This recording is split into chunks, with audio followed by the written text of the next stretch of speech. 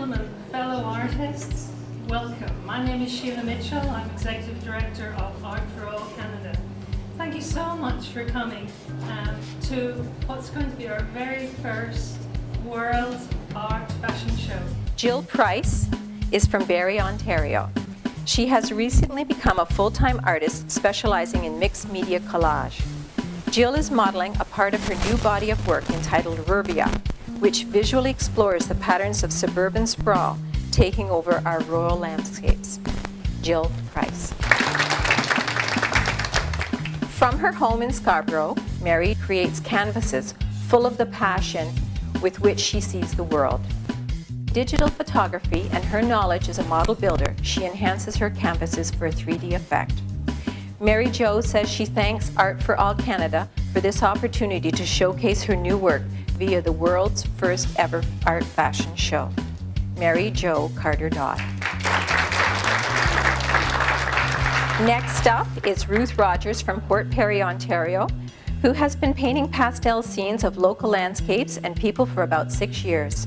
The piece Ruth is modeling, titled Natural Arch, expresses the dappled light and the quiet beauty of a walk in the woods.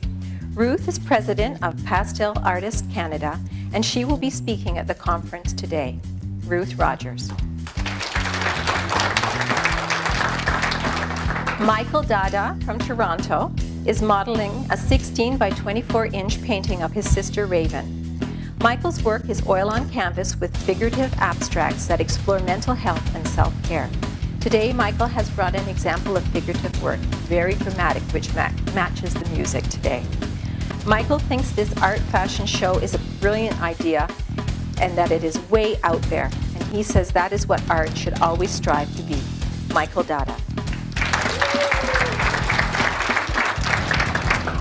Ellen Down is really happy to be here today, but she wouldn't want to live in the city. Ellen is from Keswick, Ontario, on the shores of beautiful Lake Simcoe, where she loves painting rural landscapes. Ellen has been an artist ever since she could hold a crayon, and the 12 by 12 inch acrylic she is modeling today is a painting of her Rembrandt tulips that grow in her garden. Ellen Down. Next up is Kevin Bax from Ottawa, whose studio is wherever he and his camera happen to be. Kevin has been doing urban and landscape photography since he was 17 today, and he is modeling, while photographing, a portrait of the Toronto subway that captures the rush and constant movement of the city.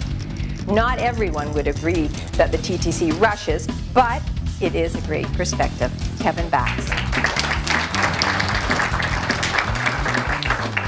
Adrian Hail hails from Toronto. At the tender age of 9, Adrian became deeply passionate about illustration. Now is a graduate in graphic design at Humber College with over 10 years of work experience behind him. Adrian's style is provocative, inspiring, and defies categorization, blurring the lines between graffiti and ultra-realism.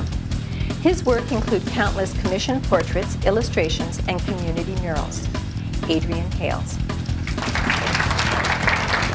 Adina Anna Vomescu works from her studio just north of Toronto, but her goal is to transport the viewer to her world of another place and time. Adina creates mostly surreal paintings involving many elements from the real world. She paints in oil, acrylic, mixed media, and encaustic. Adina has been an artist ever since her teens. Adina Anna Vomescu. Donna Gira has specialized in modern batik art and mixed media for the last 6 years, and she is looking forward to learning and sharing with the other artists here today. Sometimes when Donna is working on large pieces, her basement home studio expands into her dining room. So less dining, more painting, which is why possibly people talk about starving artists. Donna Gira. Next up is Lorraine Boucher, who has had her studio on the shore of Lake Huron in Port Elgin. And today she has some interesting information for us. Did you know that when it is cold, the green cactus of Arizona turns purple?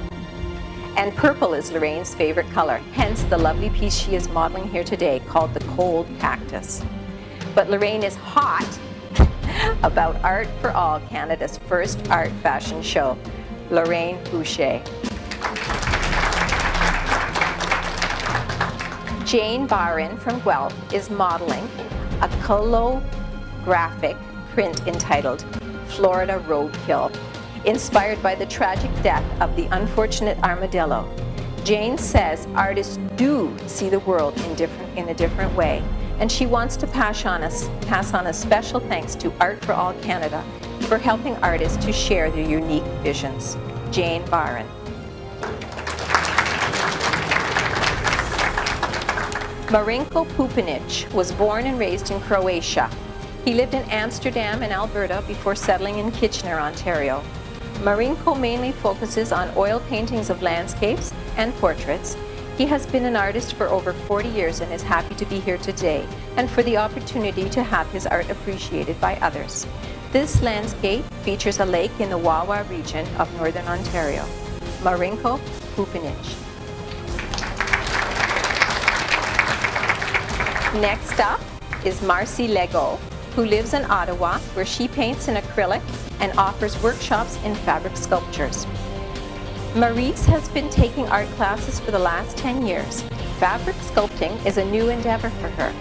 Her latest work, called Unveiling, shows how mixed mediums can be used to achieve interesting effects. She just loves the idea of an art fashion show and thinks it's even better to be part of it. Maurice Lego.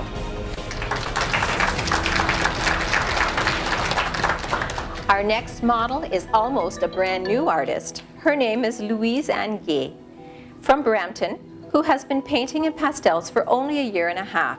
The piece she is modeling today is called For the Love of, deliberately an unfinished sentence because it is a story for your imagination. For the Love of is a tableau of art expressing a multitude of love's emotions. Louise Ye.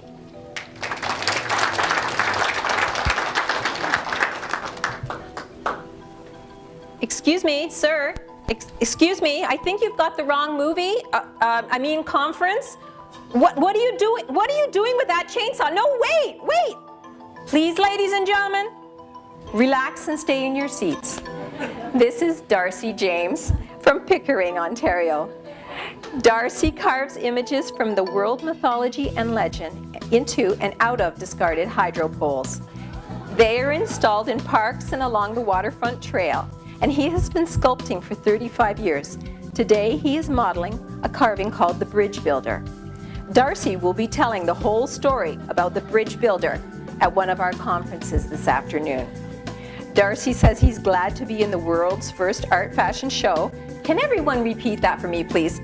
The world's first art fashion show. Thank you. Back to Darcy. He agreed to be in the show today because Sheila Mitchell told him it would be fun, and if he didn't do it, she would hunt him down and put a big hurt on him. So here he is today, Darcy James. Next up is Nneed Heart, who works in her Toronto home studio. Anne specializes in watercolor and acrylic abstract paintings that tell a story. Anne is modeling an acrylic memory of a sunlit, peaceful meadow, which entices you to lay down in the grass and look at the clouds. This is a great feeling. Anne says she is delighted to be in the art fashion show because it is a first. Yes, it is a world's first. Nneed Heart. Next on the catwalk is Rose Finnegan from Niagara-on-the-Lake. Rose creates semi-impressionistic works in all mediums except oil. And no wonder, have you seen the price of oil at the pumps these days?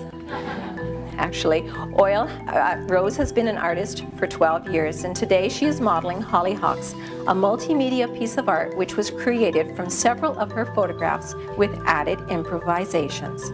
Rose says she is glad to be here because it's a novel and exciting experience. Rose Finnegan.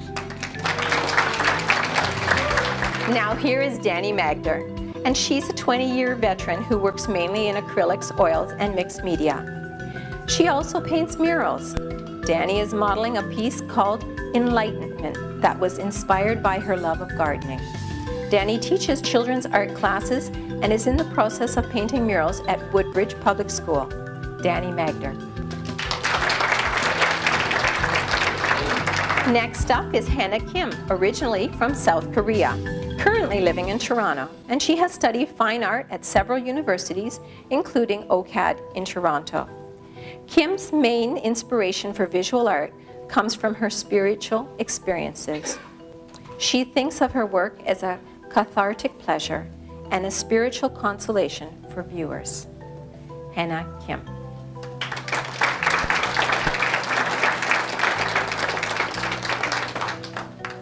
Next, we have Janice Brown from Ajax, where she teaches art, specializes in abstract mixed media. Painting for Janice is a reflection of how color and form come together to create movement and life. Janice has been working as an artist for about 24 years, 16 of them in England, and only 6 here in Canada. Only in Canada, you say? That's an old Red Rose tea commercial, and you'll only get that joke if you're over 50. Only in Canada, Janice Brown.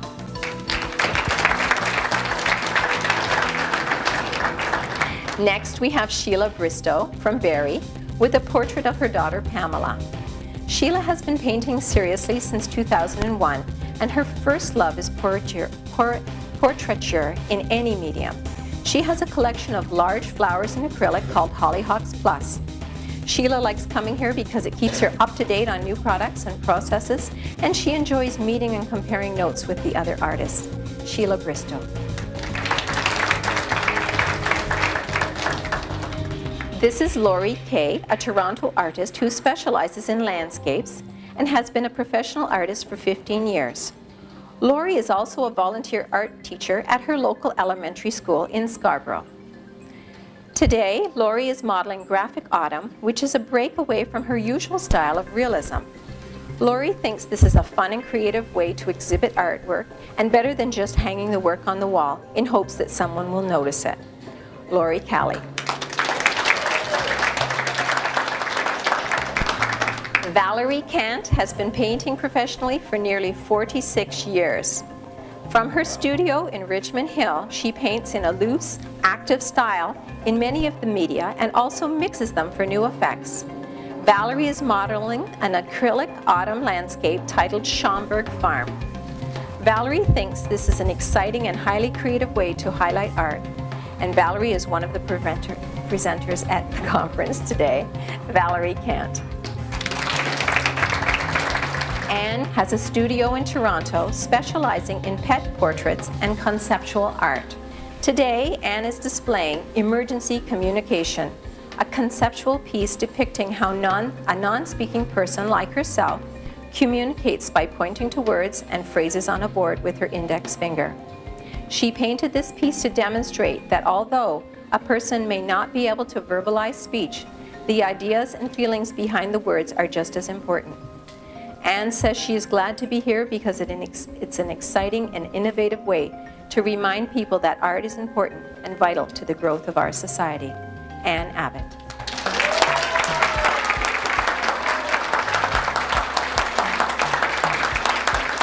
And that includes the world's first art fashion show.